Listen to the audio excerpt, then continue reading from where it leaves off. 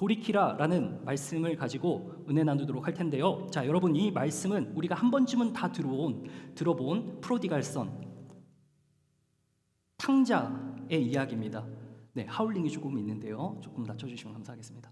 네, 품으로 돌이키라. 탕자의 이야기를 우리가 다 한 번쯤은 들어봐서 익히 잘 알고 있습니다. 네, 이 말씀은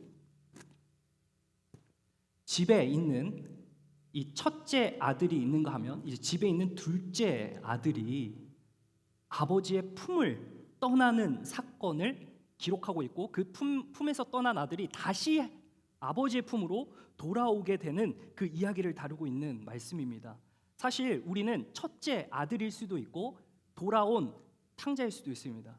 저는 비록 이 자리에서 말씀을 맡아 말씀 사역을 하면서 여러분과 함께 또 이 청년 공동체를 섬기고 있지만, 저는 여전히 돌아오고 있는 탕자입니다. 여전히 돌아오고 있어요. 아직까지도 막 헤매고 있습니다. 그래서 갈 길을 밝히 보이시니 주 앞에 빨리 나가세, 막 찬양 부르면서 주님, 내가 아직 탕자네요. 말씀 준비하면서도 막 눈물이 갑자기 뚝뚝 떨어지고 막 마음이 힘들고 그렇습니다. 여전히 주님 앞에서 제가 드러나야 할 부족한 그 모습들이, 연약함이 있기 때문입니다. 여러분, 품이라고 했을 때 어떤 느낌이 들으시나요? 품이라고 했을 때 우리가 좀 떠올릴 수 있는 이미지가 있잖아요. 뭐가 있을까요? 한번 형용해 보시겠어요? 품 하면은 어떤 이미지가 떠올라요? 냉혈함? 냉기는 아니겠죠. 무엇일까요? 어떤 따뜻함, 그죠? 뭔가 그리움. 그 품이라고 한다면 자고로 우리가 안식을 좀 거할 수, 누릴 수 있는 그러한 품이라는 이미지가 있습니다. 그런데 반대로 그 품이요, 또 어떻게 다가오냐면 뭔가 자유를, 박탈까지는 아니지만 자유를 막아버리는 어떤 침해하는 벽같이 느껴질 때가 있다는 거예요. 여기서 말하는 이 품은 아버지의 품을 이야기합니다. 부모님의 품을 이야기해요. 여러분, 품 속에서 우리가 자라다 보면 결정된 자아가 있습니다. 그러니까 아버지께서, 어머니께서 부어주신 사랑이 어마어마하다는 것을 우리는 알고 있습니다. 경험해서 알지만 우리는 그 사랑, 품 안에서 동시에 기대받는 존재라는 혼재된 경험을 가지고 살아갑니다. 그래서 아버지와 어머니의 기대에 혹여 부응하지 못한다면 하는 부담감이 이를 때가 있습니다. 그렇기에 부모님의 품속에서 자라는 그 환경 가운데 내가 이미 결정되어 버린 자아로 인해서 내 자유를 조금은 침해받는다는 느낌, 그리고 그래서 나의 이 정체성이 이미 결정되어서 내가 하고 싶은 선택에 가로막는 듯한 그 품이 우리에게는 어쩌면 그런 방식으로 느껴질 수도 있다라는 거예요.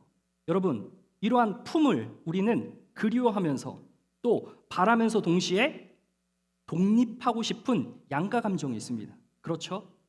이것을 전문적인 용어를 좀 제가 찾아봤습니다. 심리학을 전공하진 않았지만 심리적 귀속과 독립 욕구의 긴장, 그죠? 심리적 욕구가 있어요. 품으로 가고 싶습니다. 힘들 때 누가 생각나요? 아직 저는 어른인 것 같지는 않아요. 아직까지 어머니, 아버지가 막 그리울 때가 있습니다. 아버지, 어머니 생각나고 그럴 때가 있어요. 그런데 한국에 가서 한 며칠만 머무니까 부모님께 죄송한 말씀이지만 금세 벗어나고 싶은 마음이 막 들어요. 2박 3일만 있으면 좋게 그곳에서 사랑 표현하고 사랑합니다 하고 부모님 손잡으세요 뽀뽀시키고 막 제 애완 펫 건빵이 같이 막 이렇게 하다 보면 한 2박 3일이면 충분해. 그냥 이제 벗어나고 싶을 때가 있어요. 이래야 일어나야지. 자고 싶어요. 일어나. 이러면 이제 일어나서 밥 먹으면서 또 묵상해야지. 저녁 되면 와가지고 가정 예배 드려야지. 목사인데 싫어요. 그래서 벗어나고 싶을 때가 있으면 솔직한 마음이에요. 그 품은 너무나도 그립고 따뜻하지만 때로는 벗어나고 싶을 때가 있다라는 겁니다. 여러분, 품에서 벗어나고자 하나 품으로 돌아가고 싶은 양가 감정은 누구에게나 있는 것입니다.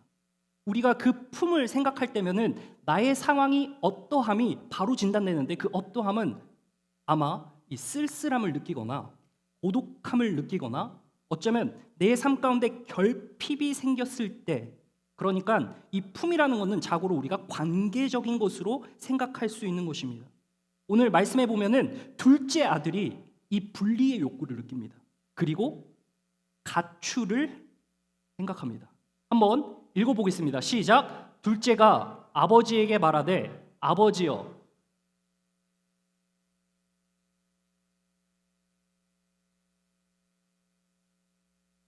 그리고 나서 며칠이 안 되어서 받은 분깃, 재산, 상속권을 가지고 먼 나라로 갑니다. 아주 멀리 떠나버리는 거예요.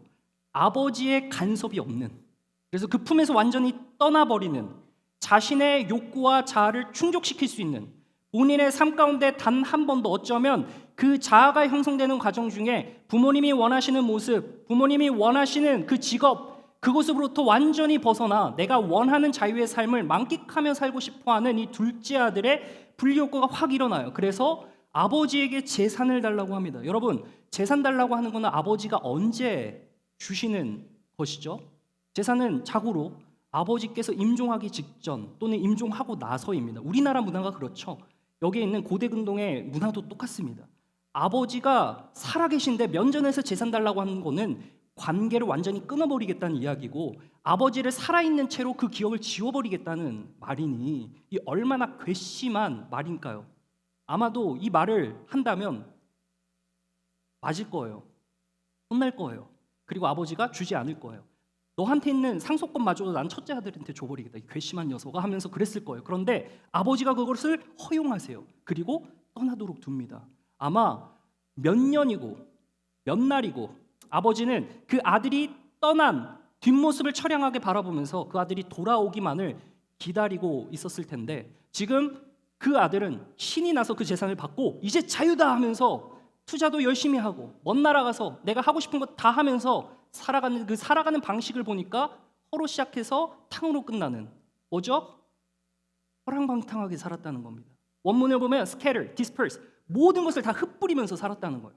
물론 허랑방탕하게 산다는 것이 아무 계획성 없이 살진 않았겠죠.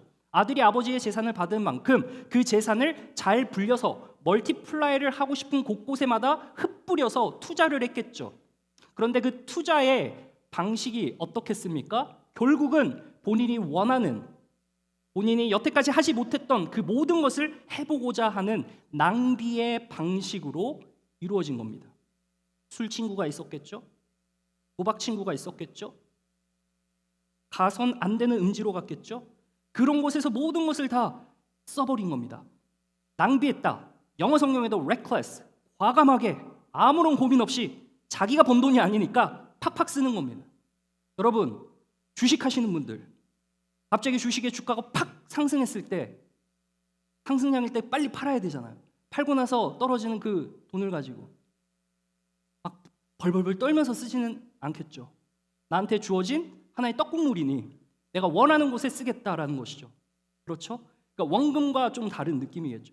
disperse, 다 흩뿌리고 투자된 금액을 가지고 막 돈이 들어오니까 마음껏 쓰는 그러한 모습이라는 것을 우리가 한 번쯤 현대적인 관점에서 유추해 볼 수 있는 것입니다. 죄가 번식하는 환경 가운데서 그 환경에 스스로를 노출시켜서 그 죄와 함께 더불어 살아가는 이 둘째 아들의 모습은 끝내 어디로 향합니까?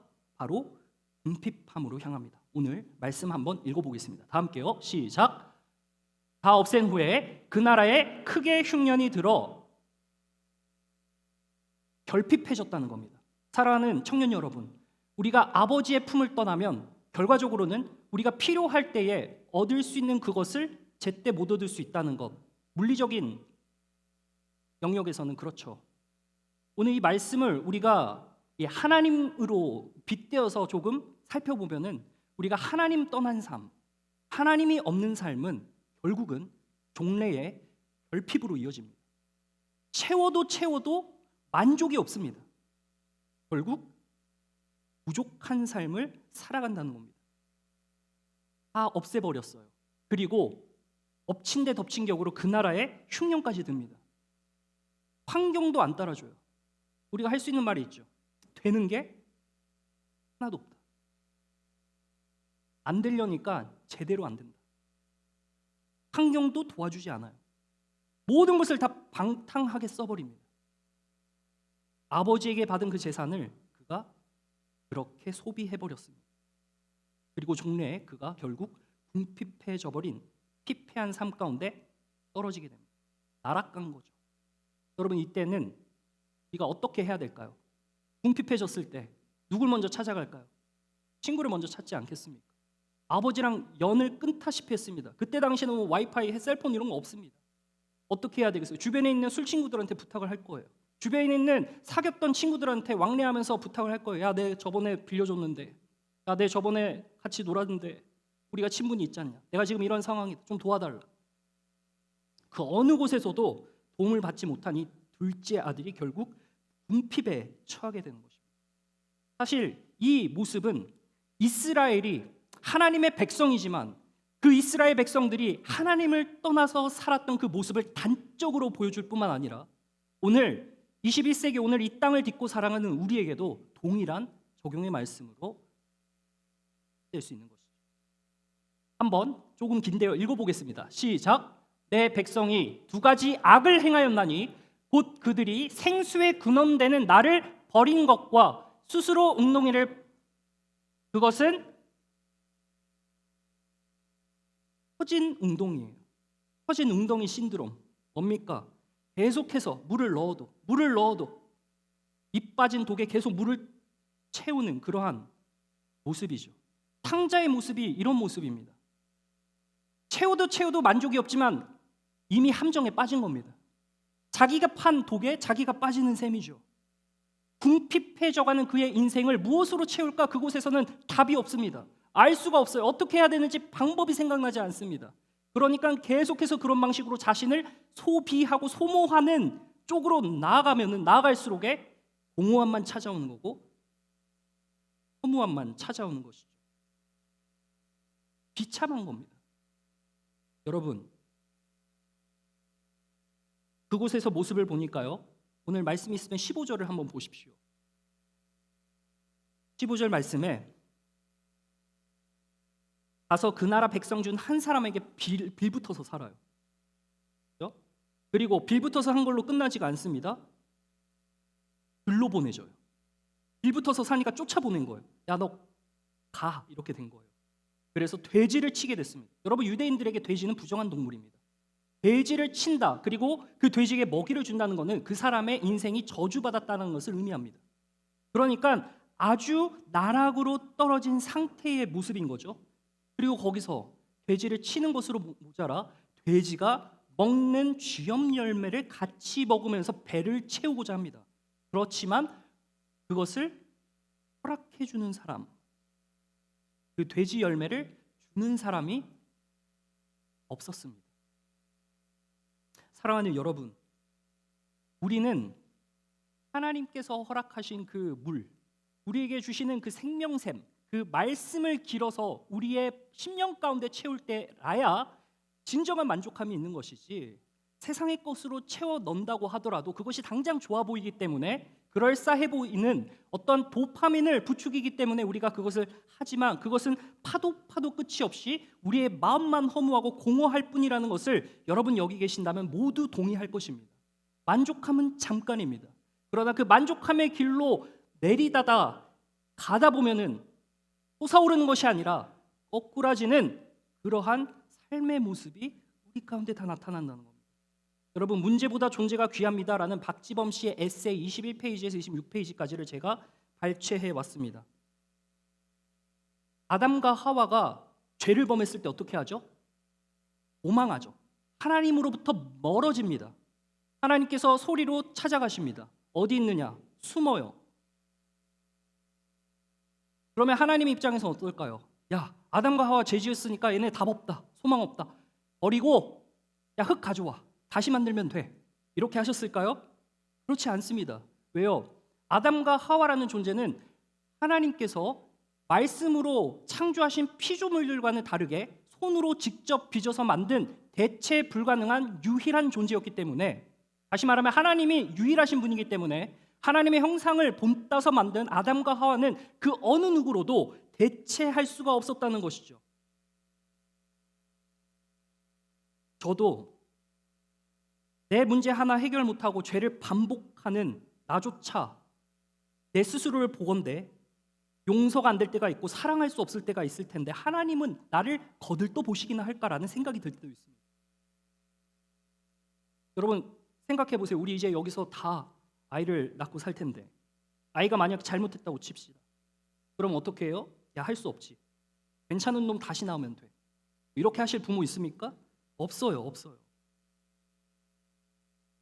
아버지의 마음 안에는 나라는 유일한 존재가 자리하고 있고 아버지의 마음에 새겨져 있습니다. 여러분 장갑은 무엇의 형상이죠?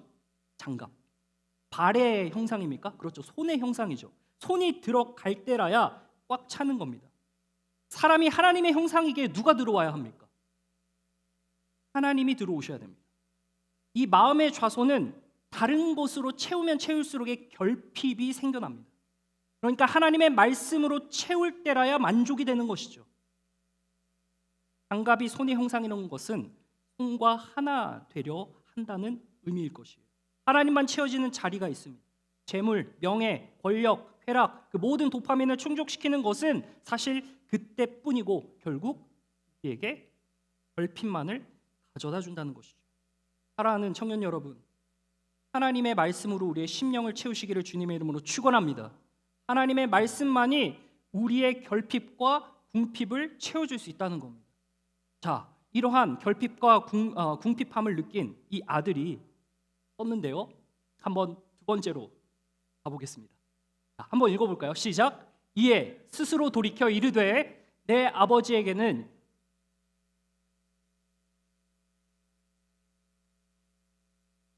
스스로 돌이키기 시작합니다.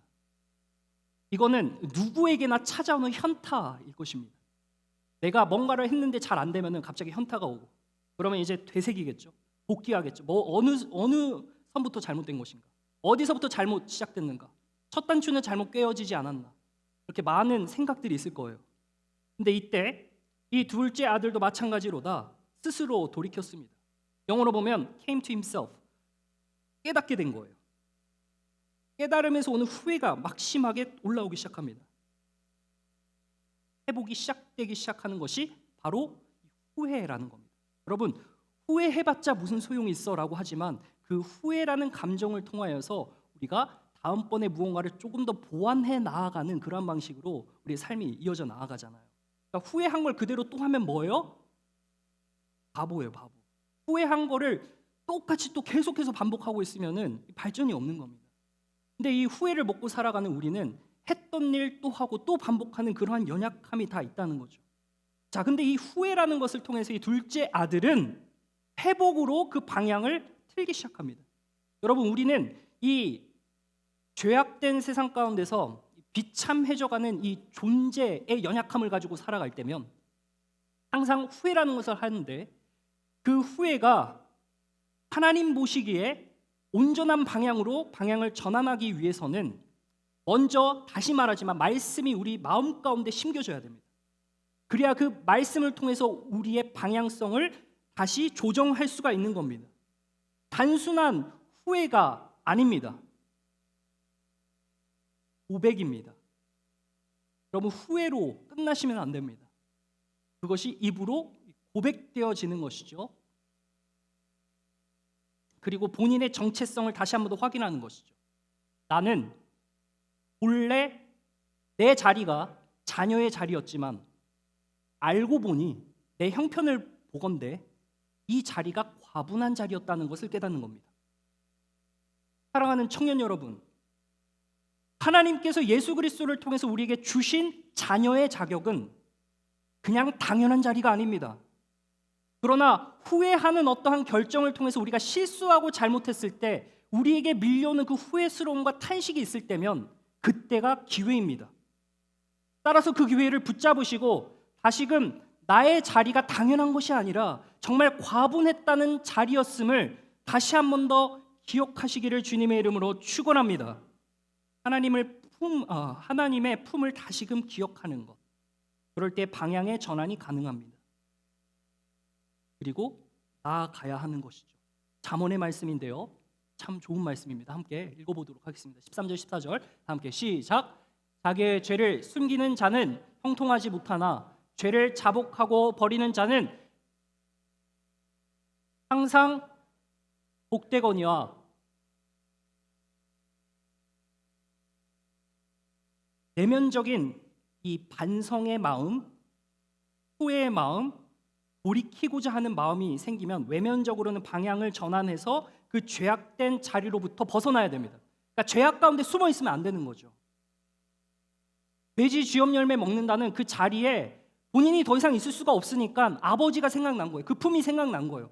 그렇다고 거기에 계속 있겠습니까? 있을 수도 있어요. 왜? 내가 돌아가면 맞아 죽을 것 같으니까. 내가 돌아가면 아버지 기업을 산채로 지우고 재산 받아서 나왔는데 이제는 더 이상 아버지랑 관계할 이유가 없습니다. 아버지도 그를 그냥 내치면 끝입니다. 먼 거리입니다. 작정해야 됩니다. 돌아가기까지 양식은 어쩌겠으며 그의 부르튼 손과 발 어쩌겠습니까? 그러나 결단하고 먼 거리까지 방향을 설정했으면 끝까지 가는 것이 회개입니다.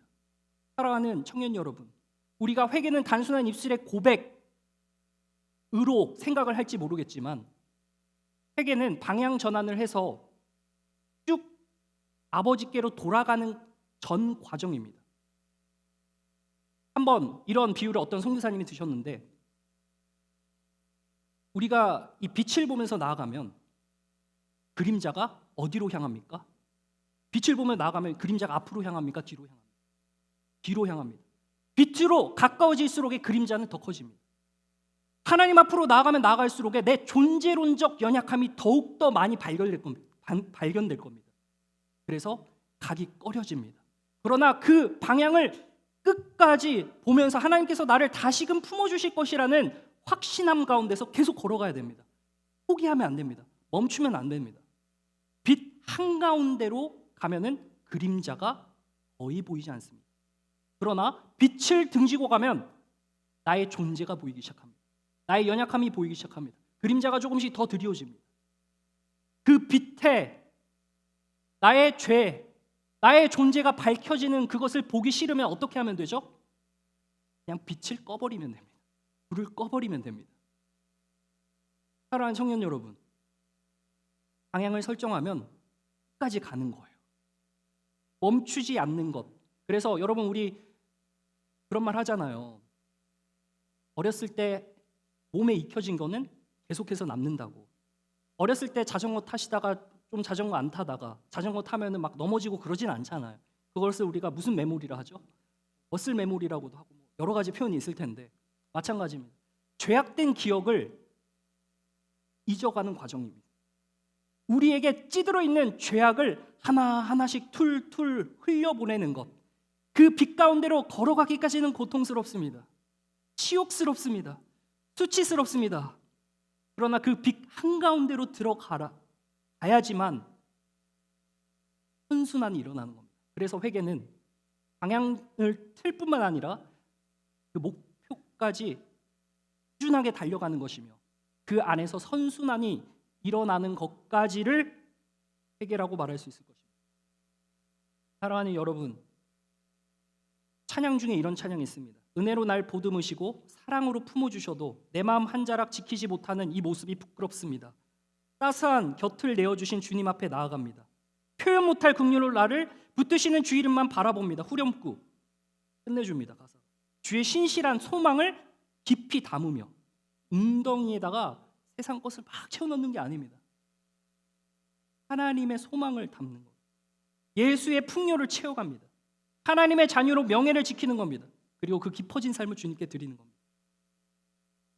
이 고백을요 누가 하냐면 김범수 씨가 합니다. 여러분 김범수 아시죠? 보고 싶다 음이탈. 네, 보고 싶다. 유명하시죠? 이분이 이런 고백을 해요. 컴패션이라는 곳에 나와서 김범수의 25년 차 가수인데 자신의 변화에 대해서 설명을 합니다. 성공의 가도를 달리고 있을 때 활동하면서 딜레마에 빠졌다고 해요. 신앙이 음악의 이유와 목적과는 다른 쪽으로 가고 있었어요. 본인이 어렴풋이 예수님을 알아서 고등학교 3학년 때 뭔가 믿기는 한 것 같은데 아무튼 돈과 명예를 쫓아서 살아갔다고 합니다. 인기를 통해 받은 사랑을 탐욕스럽게 즐기고 있었다고 본인의 입술로 고백합니다. 어느 순간 내가 꼭 하나님의 그늘 안에 있어야 되나라는 것을 생각했대요. 벗어나면 더 자유로울 텐데, 빛으로부터 이탈하면 더 자유로울 텐데 라고 말한 셈이죠. 그래서 계속해서 어두운 유혹을 받았다고 합니다. 클럽에도 다니고 펍에도 다니고 술 마시면서 잔뜩 취해가지고 오바이트가 나올 것 같아서 하루는 그 클럽 거기서 화장실에 딱 들어가가지고 토를 했다고 해요. 그러면서 이제 오기가 생긴 거예요. 근데 어느 순간 뒤에서 누군가가 이렇게 등을 두드려줬대요. 토하면 뭐 해요? 등을 쓰다듬어 주거나 이렇게 치잖아요. 근데 이제 김범수 씨가 막 하고 있었나 봐요. 왜 이러면서 하고 있었나 봐요. 근데 뒤에서 누가 이렇게 쳐줬어요. 근데 그 순간에 갑자기 따뜻함을 느꼈다고 합니다. 무슨 말이죠? 따뜻함을 받았대. 갑자기 막 쿵쾅쿵쾅쿵쾅 그런 소리 막 그리고 막 올라오고 스파게티 막 먹은 거 다 올라오겠죠. 막 하는데 뒤에서 따뜻함을 느꼈다는 거예요. 근데 그 순간에 김범수 씨가 하나님이라고 확신을 했대요. 그러면서 든 생각이 있답니다. 하나님이 없는 곳을 한번 찾아서 자유로운 곳으로 갔더니 그곳에 하나님이 계셨다라는 거예요. 하나님께서 나를 보고 속이 쓰릴까 봐 내 등을 치고 있구나라는 생각이 들었다는 거예요. 거기서 이제 본인이 거꾸라졌어요. 막 술에 취해서 이렇게 쩔면서 이랬겠죠. 아, 하나님 좋습니다. 이랬겠죠. 하나님 없는 곳을 찾을 수 없다면, 다시요. 하나님이 없는 곳을 찾을 수 없다면 하나님 안에서 즐겁고 평안하게 사는 것이 낫겠다고 결론을 한 겁니다. 택함 받은 우리 청년 여러분, 하나님이 없는 곳은 없습니다. 하나님은 어느 곳에나 계십니다. 우리는 하나님의 빛을 피해 살 수 없습니다. 다만 우리가 숨을 뿐입니다. 그리고 숨겨진 그 은밀한 곳으로 계속해서 우리의 죄악된 본성이 우리를 이끌고 갑니다. 그러나 그 유혹의 소리, 그 모든 것들을 우리가 차단할 수 있으려면은 말씀이 우리 마음 가운데 새겨져야 한다는 것입니다. 따라서 이 가수 김범수 씨의 이러한 변화된 이 모습이 오늘 우리의 삶 가운데서도, 우리의 일상 가운데서도 얼마든지 일어날 수 있는 일이라는 거죠. 컴패션이라는 단체 서정인 목사님이라고 계시는데 그분이 김범수 씨한테 계속 만나자고 했대요. 목사님이 이제 가수한테 만나자고 한 거예요. 그러니까 이 김범수 씨가 당시 계속해서 클럽을 다니고 있을 때요. 하나님의 어떤 그 손길을 느끼긴 했지만 여전히 그 죄악된 그림자를 못 버리고 머슬 메모리로 계속 간 거예요. 발걸음을 그쪽으로 이어 나아간 거예요. 자신이 없어서 도망했다는 표현을 씁니다. 때마침 전 잘 이름은 모르겠지만 심태윤 형이라는 분을 거론을 합니다. 그래서 컴패션이라는 이 단체를 위해 곡을 쓰고 있대요. 앨범을 만든다는 소식을 들었습니다. 그래서 노래를 부를 보컬리스트가 필요했다고 합니다. 그래서 사무실로 찾아가게 됐어요. 근데 그 사무실에서 심태윤이라는 형이 필리핀에 있는 한 알조라는 사람의 그 아이의 환경, 그가 살아가는 그 터전을 보여줍니다. 쓰레기 마을에서 살고 있었거든요. 그 알조의 유일한 취미가 연 날리기였어요. 쓰레기장에서 만들어낸 연을 이제 날리는 거예요. 그래서 연을 날리자는 노래를 만들어요. 바람이 되어서 쓰레기장에서 쓰레기로 만든 연이 하늘 위로 훨훨 날아갈 수 있도록 하는 역할이 우리가 할 수 있는 역할이고 하나님이 주신 사명이라는 것을 그 자리에서 깨닫고 마음이 막 뜨거워지기 시작하는 거예요. 그래서 그 컴패션이라는 단체에 들어가게 됩니다. 그곳에서 사역하게 됩니다. 김범수 씨 컴패션 하고 치면은 15분의 영상이 뜹니다. 그곳에서 제가 했던 이 이야기, 간증을 하게 됩니다. 여러분, 우리에게도 저마다 그 순간순간 하나님께서 찾아와 주시는 감동이 있습니다. 하나님께서 우리를 품어주시고자 그 품을 넓게 벌려 기다려 주시는 그 하나님이 계십니다. 그러나 우리는 숨기 바쁘고 도망치기 바쁜 내면의 어두운 면들이 다 저마다에게 있습니다. 바라고 원하기는 하나님의 품이 늘 열려 있다는 것을 기억하시고 언제나 열려 있으니까 언제든 상관없겠지라고 생각하지 마시고 마음의 결단함을 가지시고 하나님 앞으로 나아가는 저와 여러분 되시기를 간절히 축원합니다. 그 품을 기억한 성자는 먼 거리를 터벅터벅 힘들게 그 한 걸음 한 걸음을 내디디면서 나아갑니다. 그리고 아버지를 더 멀리서 봅니다. 얼마나 떨렸을까요? 나를 거절하시면 어쩌지? 나를 거부하시면 어쩌지? 아니면 어쩌면 종들을 시켜서 나를 패대기질하면 어쩌지? 그러한 두려움이 몰려왔을 때 그러한 두려움도 아주 잠깐 아버지가 자신의 자리를 박차고 일어나 이 아들을 향해 달려오게 됩니다. 오늘 마지막 말씀인데요. 함께 읽어보도록 하겠습니다. 다 함께요. 시작.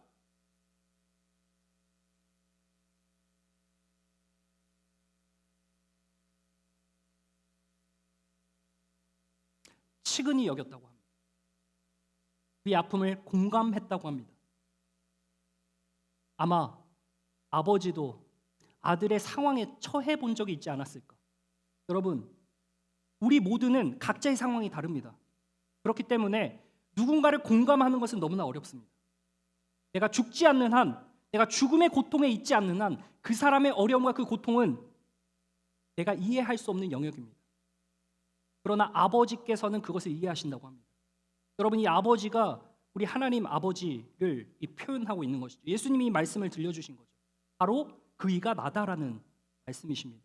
아버지께서 하나밖에 없는 아들 예수 그리스도를 보내신 것이죠. 그 아버지의 측은한 마음으로 우리 모두를 품어내시기 위해서 달려오신 겁니다. 고대근동 사회의 풍습이 무엇입니까? 우리 조선시대에서도 양반은 뭐 하지 않는다 그럽니까?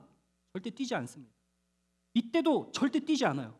그런데 그 모든 채통을 버리고 아들 하나 맞이하기 위해서 자신의 재산 탕진하고 돌아온, 그래서 아예 호적에서 파버리고 싶은 그 존재를 아버지께서는 그저 측은히 여기셨다는 것입니다. 사랑하는 여러분, 아버지께서는 우리를 향해 늘 동정하시며 팔을 벌려 우리를 맞이하실 준비를 하고 계십니다. 우리가 아버지께로 나아갈 때 그 안에서 평화와 화평이 일어나고 정말 세상이 줄 수 없는 기쁨을 발견한다는 것을 우리가 기억해야 합니다. 여러분, 혹시 이 자리에 남이 모를 나만의 고통, 그리고 나만의 갈등, 나만의 슬픔이 있습니까? 그것을 해결하기 위해서 발버둥 치는 우리 모두의 노력은 반드시 필요할 것입니다. 그러나 그 노력이 혹여나 웅덩이를 파면서 하나님 품으로부터 멀어지는 그러한 방식으로 일어나고 있지 않은지 우리가 살펴봐야 됩니다. 먼저 문제가 있으면 아버지께 들고 나가야 되는 것이죠. 먼저 그 일을 두고 아버지께 기도해야 되는 것이죠. 말씀을 통하여서 답을 얻어야 하는 것이죠. 그러나 친구를 찾아가기 바쁩니다. 세상에 그냥 흘러가는 그것들을 보기 바쁩니다. 저의 이야기입니다. 어쩌면 우리 모두의 이야기일 수가 있어요. 웅덩이를 파고 있는 것. 그러나 하나님을 기억할 때 돌이킴의 기회가 생깁니다. 여러분, 방향전환을 시작하신다면, 방향전환을 마음먹으셨다면 길을 돌리지 말고 계속해서 빛으로 나아가시 바랍니다. 그 과정은 다소 어려운 과정일 겁니다. 그러나 그 빛의 중앙으로 나아가기까지 계속해서 나의 많이 보이는 그러한 죄성과 연약함들, 그런 것들이 하나하나씩 벗겨지고 죄의 기억이 아니라 하나님께 받은 그 은혜의 사랑의 기억이 더욱더 짙어질 때 그들의 삶은 구렁텅이가 아닌 누군가를 구렁텅이에서 구출해낼 수 있는, 그래서 동정할 수 있는 자들이 된다는 사실입니다. 시편의 말씀에는 하나님을 경외하는 자에게 인자하심이 있다고 말합니다. 우리의 죄가를 우리에게서 멀리 옮기시는 분이 하나님이십니다. 우리가 나아가면 그 죄가를 하나하나씩 훌훌 털어내 주신다고 합니다. 도와주신다고 합니다. 방향전환하고 나아가면 됩니다. 아버지가 자식을 긍휼히 여긴 같이 여호와께서는 자기를 경외하는 자들, 경외하는 자가 뭡니까? 경외가 무엇입니까, 여러분? 하나님을 두려워하는 마음이죠. 내가 아버지께 나아갈 때 내가 당연히 자녀였으니까 아버지 저 왔어요. 다 쓰고 왔는데 좀 더 주셔야 될 것 같은데요. 이 뻔뻔함이 아닙니다. 회개는 뻔뻔함이 아니에요. 이런 말씀을 하시는 분들도 있어요. 뻔뻔해져야 한다. 다른 의미로 뻔뻔해져야 되는. 그러니까 우리가 계속해서 죄악의 구렁텅이 있기 때문에 그러한 우리의 연약함을 가지고 하나님께로 못 나가느니 차라리 뻔뻔하게 나아가자. 이제 그런 의미로 사용을 했을 텐데 여러분이 경외하는 마음으로 나가야 됩니다. 아버지, 제가 아버지의 아들이라고 일컬음 받기가 너무나도 부끄럽습니다. 그저 품꾼 종의 하나로 써주십시오 하는 마음으로 나아가는 것이 우리가 회개하는 자로서의 마땅한 모습이라는 겁니다. 과정이 어려운 것이죠. 그러나 해야 합니다. 로마서 5장 8절과 에베소서 2장 13절의 말씀을 보고 마치도록 하겠습니다. 함께 읽어보겠습니다. 시작. 우리가 아직 죄인 되었을 때 그리스도께서